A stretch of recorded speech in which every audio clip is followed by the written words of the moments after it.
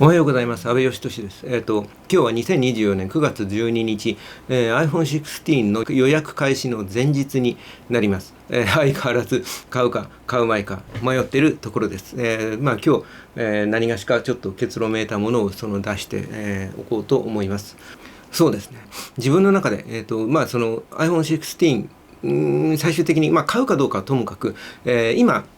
4機種あるじゃないですか。無印の、iPhone のその16、16プラス、画面がちょっとでかいやつ。で、カメラが3つになって、CPU が強化されて、いろいろちょっと豪華になってる、いわゆるプロモデル、16プロ。で、プロの画面がでかいやつ、プロマックスと、4機種出ていて、この中でどれを選ぶかですけど、もし買うんであれば、自分は、ほぼほぼ、迷わず、プロマックス一択という感じです。多くの人にとっては無印か、無印のちょっと画面が大きくてバッテリーの持ちがいい16プラスがおすすめになると思います。僕自身は自分の用途に照らして考えるとプロマックスが、一番いいかなと。何よりも僕は大きい画面が好きなんで、今使ってるiPhone 13も Pro Max です。その前も、今まで出たモデルに関して全部一番画面の大きいモデルを使ってきたんじゃないかなと思います。一番画面が大きいというか一番最上位モデルを常にずっと買い続けてきたと思います。やっぱ基本的に新しいもの好きなんで、買うんだったら一番性能的に高いモデルというか一番その最新の機能がギュッと詰め込まれたやつを使おうと思っていたので。で、ほぼほぼずっと買い続けてきて、そうですね、その12から13への、買い替えをした時に、結構奮発して買ってみたものの12から13にそんなに自分の中ではその進化を感じられなくなって、そのがっかりというよりも iPhone 自体がもう完全にその成熟してしまったんだら、もう伸びしろがほとんどない、よほどとんでもないブレイクスルーがない限り、このスマホっていう形でこれ以上何か機能を詰め込むことはできないだろうっていうぐらい、もうその詰め込みに詰め込んだ状態に来たんだなっていう、何かある種感慨深いものがあって、それでなんていうかな、自分の中ではだからその、ガジェット好きで新しいもの好きで、その新しいの出たら絶対欲しいと思う気持ちがある反面、その価格的にもやっぱりそのどんどん、値段が上がってきて、その今だともう20万、超えるところまで来てしまっていて、 iPhone のその16も一番安い無印のモデルは、12万円台ぐらいから、あったはずです。ただ12万円台のモデルはそのあれですね、ストレージが128ギガで、でも128ギガでも写真をめちゃくちゃ撮ってるとかアプリをめちゃくちゃいっぱい入れてる人以外は意外となんとかなるのかもしれないですけどね。そんな感じで13で落ち着いてしまって、14で例えば14からUSB Type-C になったりとか、ライトニングがですねとか、カメラが4800万画素になったりとか、いろいろあって、その進化が全然なくなったわけじゃないんだけど、4800万画素をすごい使うかっていうと、なんていうか iPhone の中で撮った写真をそれを縮小して、解像度を上げて、その小さくしたものを保存するのが通常の使い方だったりして、っていうことはややオーバースペックになってきてるわけですよね。もうこれ以上進化するところが何もなくて、だけど新しい製品を毎年出さなきゃいけなくなって、何か新しい使い道とか新しい機能をなんとかこう盛り込もうとして頑張った結果、やったのがその頑張ってそれぐらいだったみたいな感じが僕の中でしてしまって、14はパスして、で15になって1年置いたから絶対今度こそ買おうと思ったんですけど、15になってみてもやっぱりその CPU がちょっと速くなりましたよとか、なんかゲームがバイオハザードが7が動きますよみたいに言われた時に、いやでもそのやらないしみたいな感じで、あんまりこうピンとこなくて、で16になったわけですよ。で16も正直あんまりピンときてなくて、全然まだ13で iPhone 13を使っていて、日々何にも不満が起きない、もう完全にこれ慣れてしまっていて、そうだなというようなところで、じゃあもういいじゃんみたいな感じになっていたんだけど、いろいろ調べていくうちに自分の中で、一番16の中で惹かれたところは、意外かもしれないですけど、マクロ撮影機能でした。こいつにも、マクロはついてるんだけど、16、プロとかプロマックスのカメラに関して言うと、超広角で48メガピクセルで超広角マクロみたいなものが撮れるみたいで、それがまあ面白そうだなと思いました。なんでそこに惹かれたのかっていうと、僕の現在のメインカメラはもう何度も、ことあるごとに話に出てきますけど、今ライカの M11P で、まあ、動画は、このシグマの FPL でもちょっとした例えばその手帳の、手元撮影みたいなもののためとか、こういう時のそのサブカメラ的なものとして、インスタ 360-53S と、まあ、こんな感じで使っていて、で iPhone のカメラは、まあ、メモ代わりぐらいなもの、あるいはそのカメラを取り出すほどではない、もしくは、手元にカメラがないとか、あるいはその素早くこの一瞬を大急ぎで撮らなきゃいけなくて、ポケットにあるスマホが一番アクセスが早いみたいな時に使う、なんていうか緊急避難のような、カメラだったんで、だから僕の中ではその iPhone のカメラバリバリ進化してるんですけど、あんまりカメラの進化に対して惹かれないというか、 iPhone のカメラがなんていうかな、すごく良くなってるのは分かってるんだけど、もしそれを使ってすごい良くて、じゃあもうカメラiPhone でいいじゃんってなっちゃうのが自分の中ではちょっと嫌だったりして、だからなんでしょうね、その iPhone のカメラ機能に対して評価してないわけじゃなくて、むしろ評価が高くなりすぎちゃいそうで怖いみたいなところで、なんか自分の中でおっかなびっくりになってるようなところもあって、で今回自分の中でその超広角マクロが、自分の持っているこのカメラ、ライカの、この M11 というか M 型のカメラはレンジファインダーって言って、まあ未だにここでこう覗いてピントを合わせる、このファインダーの真ん中に小さな窓があって、そこの窓の中では像が二重写しになっていて、ピントをこうやって前後させると二重写しになっている像のこう右左に動くんですよ。でピントがピタッと合うところになると、その二重写しの像の2つの像がピタッと合うっていう、なんでしょう、昔ながらの、ピントの合わせ方をしていて、で、そのカメラのこの、カメラのこのピントのシステムの特性上、最大で70センチだ。とにかく全く寄れないんですよ。僕が今ここにつけてるのは 40mm の F1.4 ってフォクトレンダーのレンズなんだけど、こいつもだから、そのレンジファインダー連動型の、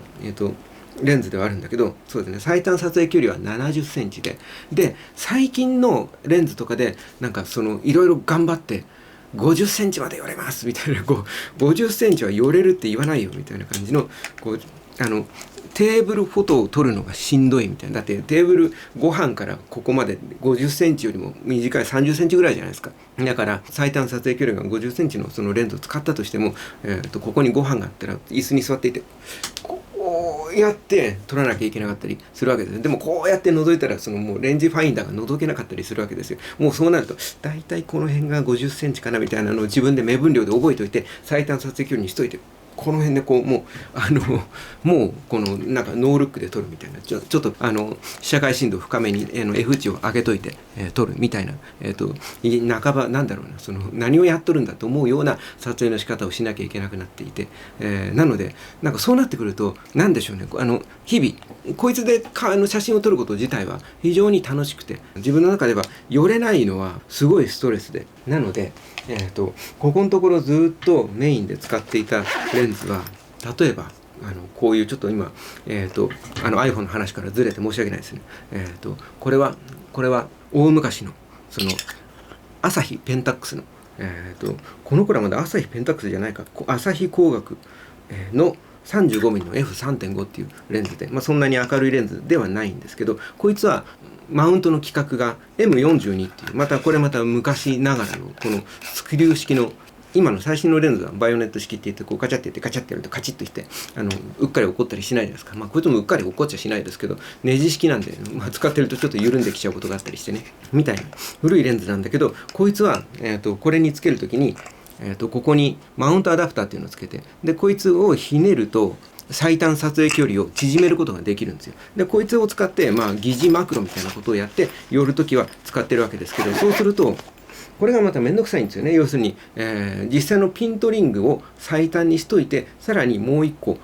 マウントアダプターのそのヘリコイドっていうネジ式になってる部分をぐにょっとひねる。だからピント合わせるのに2回ひねらなきゃいけなかったりして、でもちろんそのレンズ本来の性能も出ないですし、中央はまあまあ改造するんだけど、四隅がぼやぼやになっちゃったりとかね、まあいろんなことが起きたりして、まあなので自分の中ではこの、ライカを使い始めてから、寄れねえなというのは日々、もちろんそれは分かった上で買ったわけですけど、やっぱり実際使ってみると寄れないんですよ。でそこで iPhone の新しいやつが超広角の4800万画素のマクロがつきますよ、めっちゃ綺麗に撮りますよって言った時になんだろうな、本来のカメラじゃないもの、スマートフォンの方に何かが寄ってっちゃうことに対する抵抗が微妙にあるんだけど、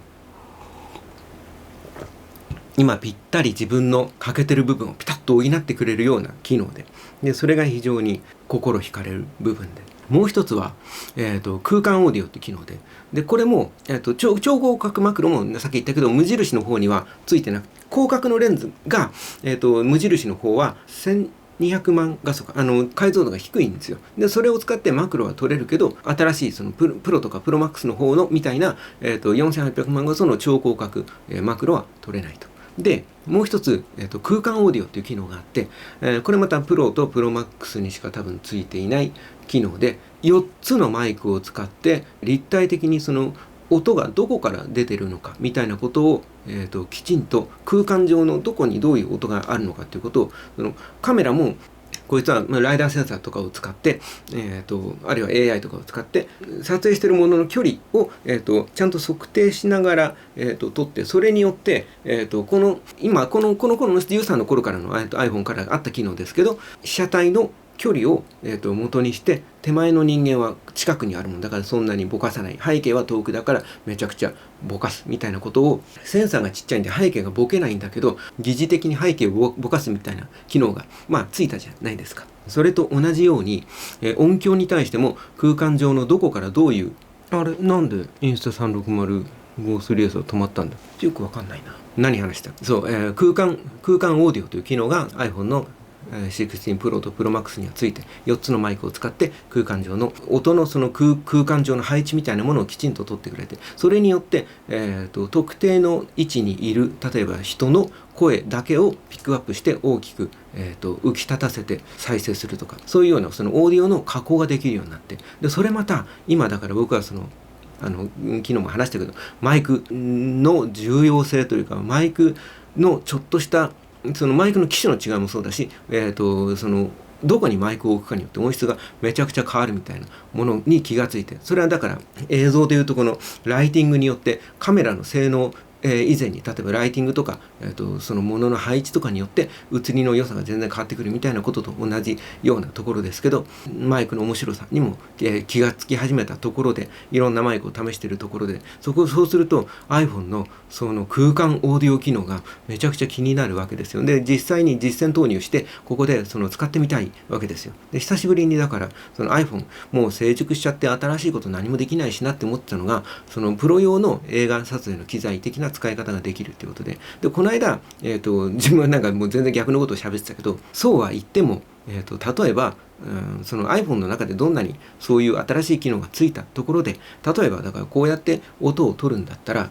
ここに近くのところにマイクを専用の、この喋る声を取る専用のマイクみたいなものがあるわけで、そういうものをつけて取った方が音きれいに取れるんじゃないのみたいなところであったり、今の超広角マクロって言ってるけど、僕のカメラでいうとライカは、マクロ機能弱いけど、例えばシグマの FPL だったらこいつに今別のカメラにつけちゃってるわ。70mm のカミソリマクロと呼ばれるようなシグマの 70mm のマクロレンズとかをつけたら、そっちの方が絶対にマクロとしては、写りはいいわけですよ。iPhone がどんなに頑張ってもこの豆粒みたいなセンサーで、こっちはフルサイズのセンサーですからね、もうセンサーの大きさが全然違うんで、コンピュティケーショナルフォトグラフィーじゃって言って、いくら機械で演算したところでベースになっているデータの色なり解像度の情報量が桁違いなんで、だったりはするんで、 iPhone をこれで映画が撮れるぐらいの機能になりましたよって言ったところで、実際に iPhone の前回の Apple イベントの映像は全部 iPhone16 の Pro とか Pro Max で撮影したみたいなんですよね。で音響とかも多分含めてみんな iPhone を使いましたって書いてあったから、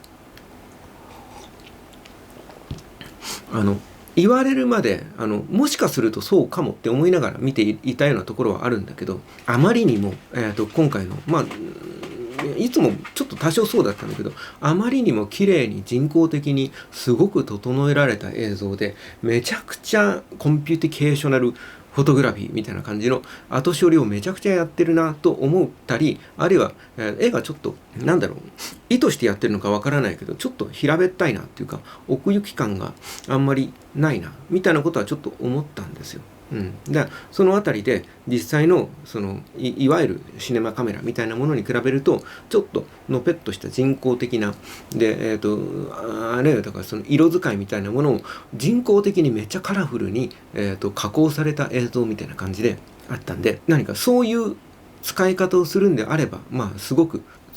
いわゆるアップルの発表会に使えるほどの映像がスマホで撮れるっていうこと自体はもうめちゃくちゃ驚きなんだけど、今話がどっちに行くのか分からなくなってますけど、すごい要するにすごいなって思う気持ちとでもなって思う気持ちが自分の中で両方あるんで話がこうなるんですけど、だからすごいなと思う反面、こいつは専用機じゃない。要するに、写真にせよ動画にせよそのオーディオのマイクの、音響にせよ、これ1個でそのプロ用の機材に勝負できるぐらいの、機能が全部入ってる、っていうことを考えると、めちゃくちゃななんていうの性能だすげえと思う反面、それぞれに対してプロ用の機材を使えば、それ以上のものが取れるっていうところでって思うわけですよ。僕自身はだからここで、フルサイズのカメラであるとかこういう専用のマイクであるとか、いろんなものを用意してできるだけ、今ピントがこいつは、ピントオートフォーカスがちょっと弱いんでピントがちょっとなんかフラフラと前後しますけど、やっていたりする中でiPhone 16はどうなのかなっていうことと、それでもこの1個で全部が賄えるんであれば、いわゆるサブカメラとかこの重たい機材をわらわら、僕は今部屋の中で撮ってるからこういう機材をガチャッと固定して、撮影できてるけど、これがだから屋外で急になんかちょっと撮りたくなったみたいなことが、あるかもしれないじゃないですか。その時にはこれiPhone 16、僕は Pro Max 買おうと思ってるけど Pro Max だったら、それは最強の装備になり得るわけじゃないですか。そういうことも考えてすごいなと思ってみたり、あるいはだから前回もちょっと話したけど、こいつをメインの機材にしようと思うと、例えばスマホって動画を撮っている時にも動画以外の用途がいっぱいあるじゃないですか。電話かかってくるかもしれないし、家族とか知り合いから LINE がボンボン入ってきちゃうかもしれないし、そうなった時にあわわわって、いつも僕撮影してる時にいつもあわわわってなるのは、子供らが YouTube の子供らもスマホとか iPad があって、で子供らが YouTube 1時間って制限しといても1時間の制限ちょっとあと1時間解除してよみたいなのを1時間おきに子供2人が送ってくるわけですよ。そうすると平均して1時間に2回このスマホを触らないと僕は解除できないんですよ。1日フルに解除しちゃえばいいんだけど、そうすると1回多分それやったらもう毎日1日フルの解除にしてよって言い出しちゃうんで、もう絶対それをしないって思ってるんですけど、で解除するたびにちょっと勉強したのとか、話をしたりすることによってちょっと何かしらコミュニケーションを取ろうとしてるわけですけど、だったりするんで iPhone をメインのカメラにするっていうことに対するそれによる不便さも起きるわけですよね。で僕も何度も言ってるけど、例えば、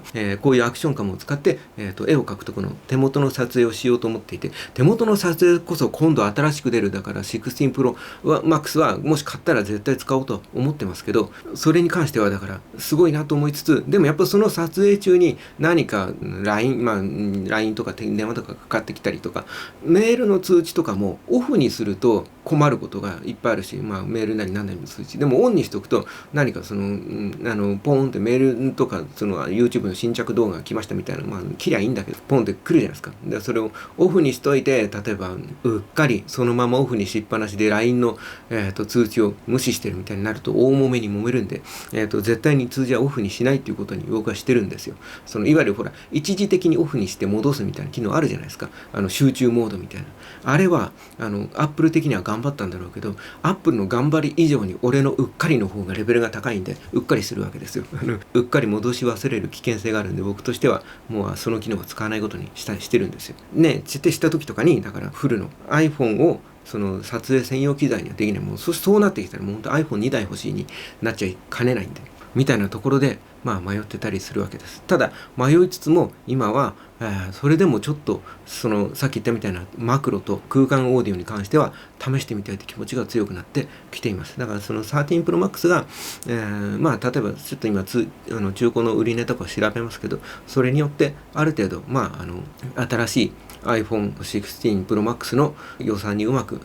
当てることができたらいいかなとか、あるいは僕は13 Pro Max がそういう意味では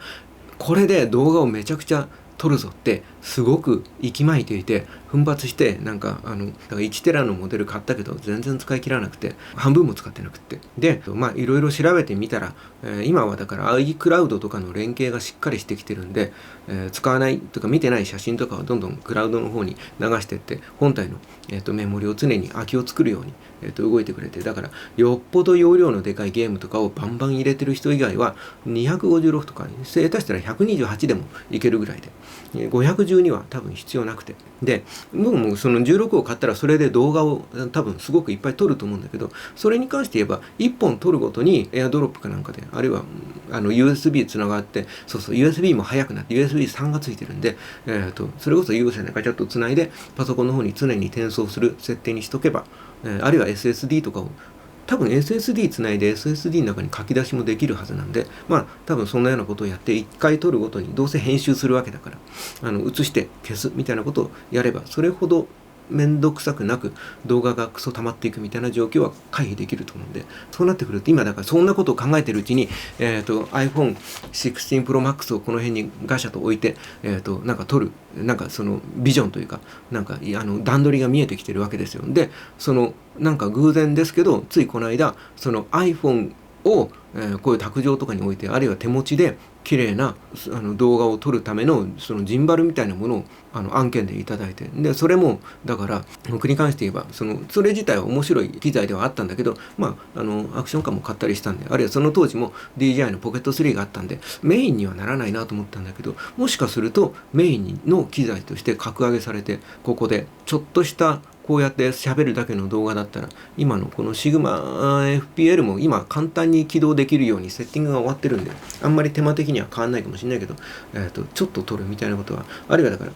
FPL はもうここに固定しちゃったんで、隣の部屋で、大きなテーブルで、今ここはもうごちゃごちゃで何もできないけど、撮影するのはしんどいけど、画質的に、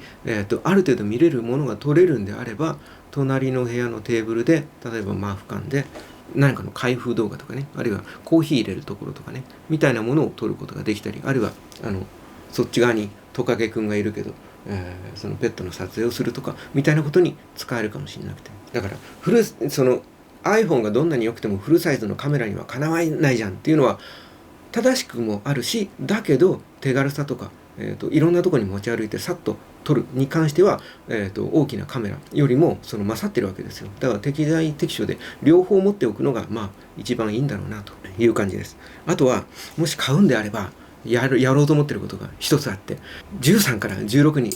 やった時に今言った空間オーディオとマクロに関してはある程度このぐらいの進化があったなって感じられる、手応えがあるだろうなという見込みがあるわけですよ。それ以外のところでゲームの機能とかそんなに使わなかったり、あんまりまたこの12から13に行った時みたいなあんま進化ないなと、3日もしたら全く違いが分かんなくなっちゃったみたいなことにならないといいなと思っていて、なので、もし買うと決めたらしばらくはこっちをメインに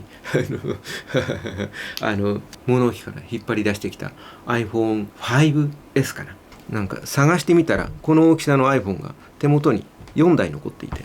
4S、5S と似たような大きさのスマホが4台残っていて、ただ実際動いたのに間違えてファクトリーリセットかけたらアクティベートからのやり直しになって、その時にパスワードを要求されたんだけど、これだと思ってたパスワードがパスコードが反応しなくて起動しなくなったやつが1個と、 SIM を入れて、アクティベートしないと起動しないやつが2枚と、あともう1個は奥さんの、端末だったみたいで、奥さんがパスワードを入れれば動くかもしれなくて、ちょっとそれは試してみようとは思ってますけど、とりあえず 5S をしばらくメインの端末として使おうと思ってます。こいつを1週間ぐらい使って16 Pro Max が来て乗り換えたら画面の大きさとかにもびっくりするでしょうしねちょっと遊んでみようと思ってます。でこれでカメラとかも古いじゃないですか。すごい懐かしさですよ。そうそう、昔は暗いところが一発で黒つぶれして、なんていうか夕焼けの空とか撮ったら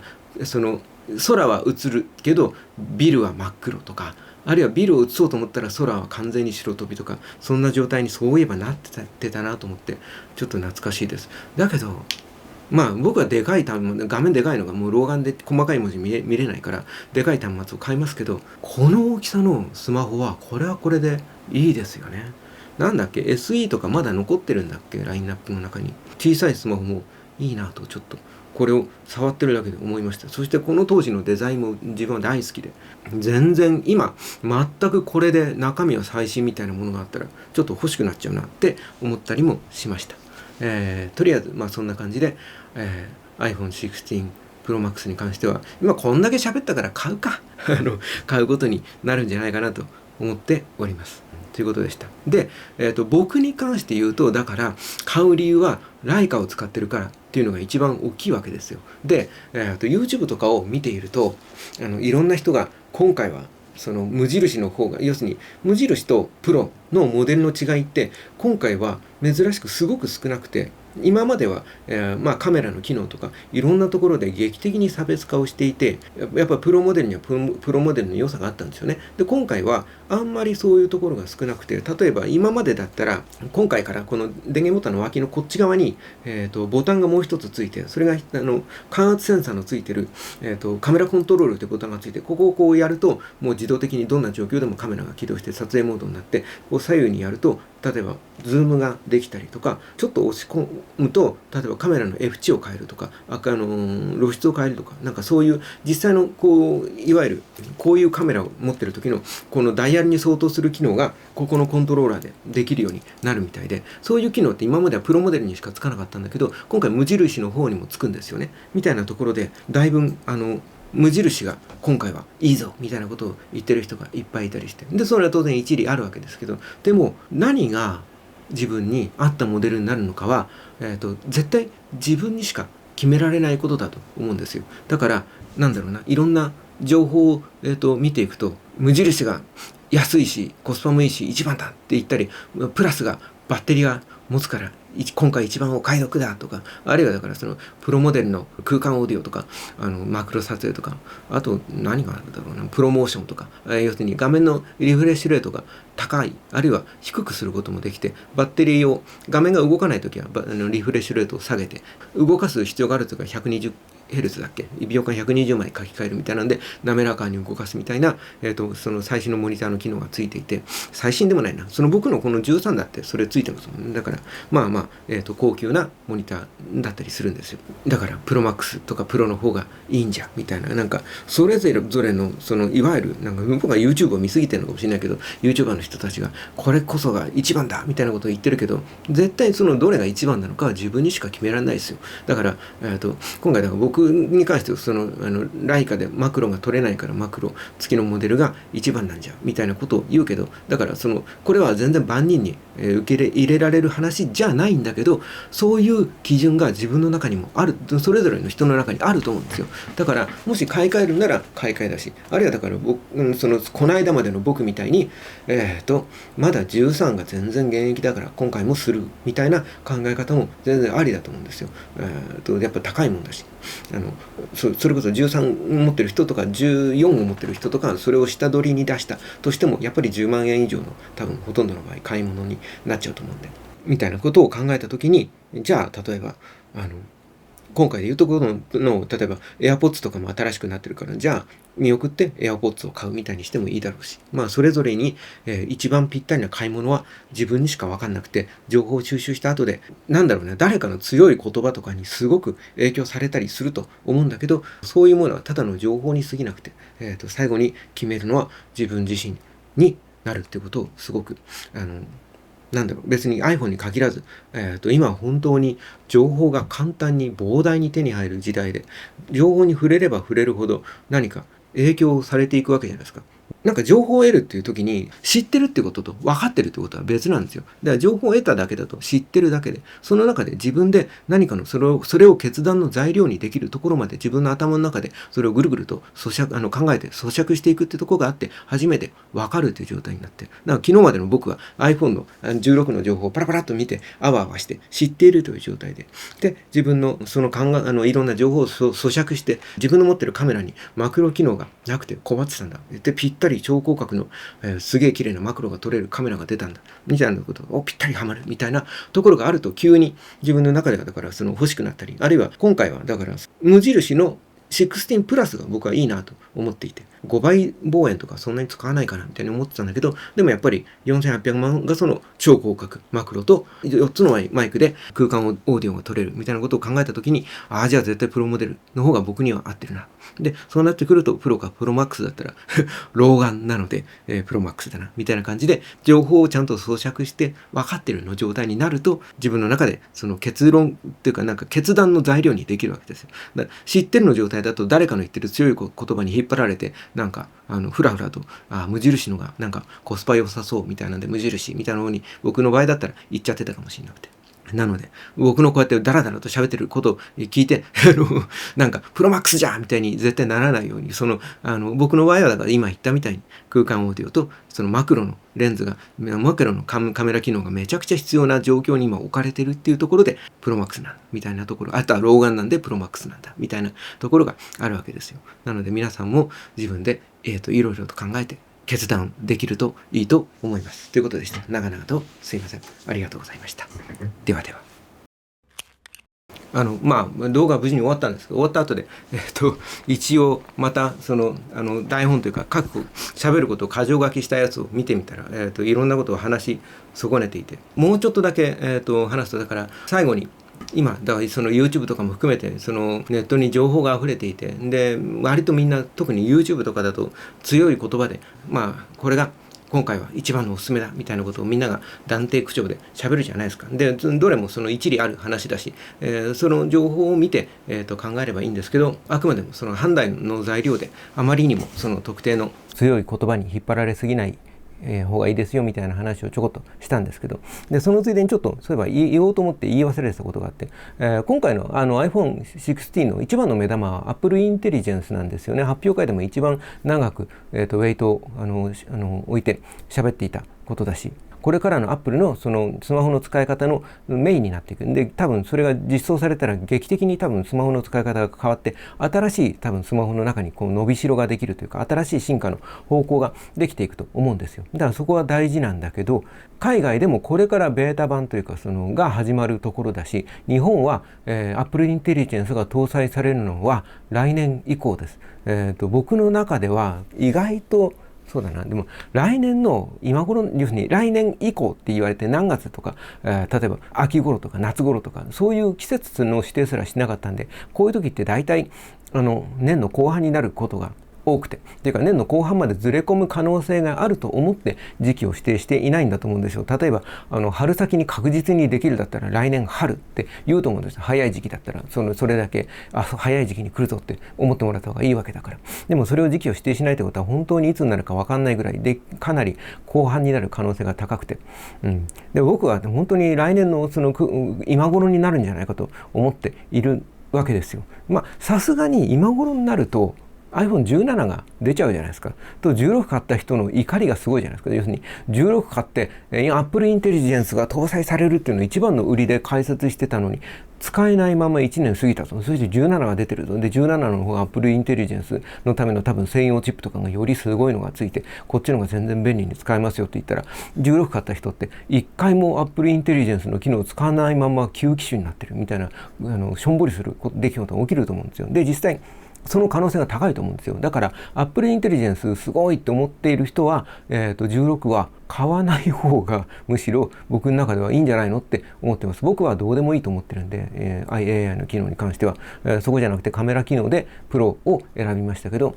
Apple Intelligence の機能に関しては1世代遅れのものを使うことになりそうだっていうことを覚悟して購入を検討しているところです。だから、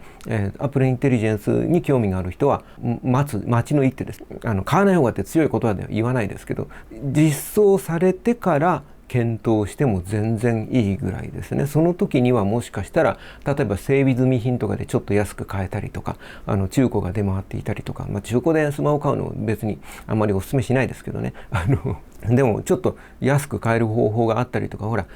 僕は SIM フリーのものを買うけど、通信キャリアと今どうなってんだろうな。通信キャリアで買うときにもしかしたら割引がついたりとかするかもしれないですし、いろいろあるじゃないですか。そういうことも含めて検討するのがいいと思います。今自分がこれせっかくあれですよ、そのコモンプレイスを使ってメモったから、その話をちょこちょこっとするか。サイズに関して13、僕はだから13 Pro Max を使ってて、これから16 Pro Max をもし買うとしたら、モニターサイズは16、これが 6.7 インチで、16がプロマックスが 6.9 インチなんですよ。だから 0.2 インチでかくなるんですよね。だから僕本体もちょっとでかくなると思っていたんだけど、どこだっけ、なんかサイズを見てみたら縦の長さも確かちょっと縮んでいて、横幅も本当にその数ミリの話だから全然違いがわからない程度だと思うんですけど、で厚みもちょっと薄くなっていて、全体的に一回り小さくなって画面は大きくなってる。だからこいつはベゼルがそれでも頑張ってると思うけどな、なんかベゼル四隅に1ミリ2ミリぐらいの隙間がある程度で、ケースに入ってるからか、実際にはもうちょっとあるか、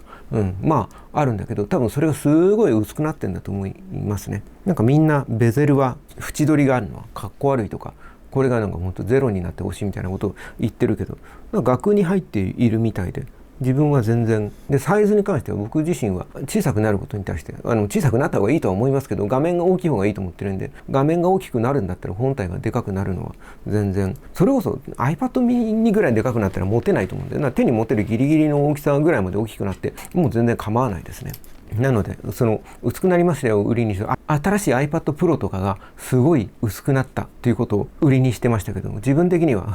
むしろちょっと分厚くなってほしいぐらいで、なんで薄くする、いや薄くなった方がいい、カバンに入れる時とかにねいいのはもちろんわかるんですけど、なんかうっかり曲げちゃいそうみたいな、iPad Pro に関しては頑丈にもなってるから全然そんな心配ないんだけど、見た感じで不安を感じるんで、なったりするんですよ。でサイズに関してはちょっと頑張ってるけど、僕はその頑張りに対してあんまりこうピンときてないっていう感じですね。で画面の常時表示が、プロのモデルはできるようになってて、これは14か15からついた機能ですけど、バッテリーがそれでもちょっとずつ減ると思うから、自分はもしかすると切るかもしれないですね。バッテリーが常時オンになってると常に、時計が見えたりして、いいという話ですけど、今はでもそうか、これ電源切ってても手に持ったりとか、この角度が変わったりすると自動で、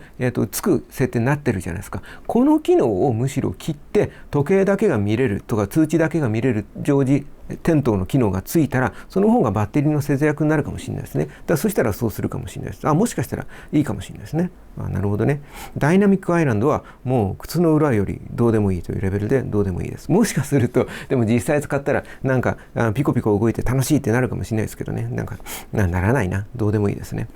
ワイヤレス充電とかがちょっと早くなったみたいですね。これはいいことです。バッテリーも持ちが随分良くなって、こいつが27時間持ちますよの触れ込みだったのが33時間になってるってことなんで、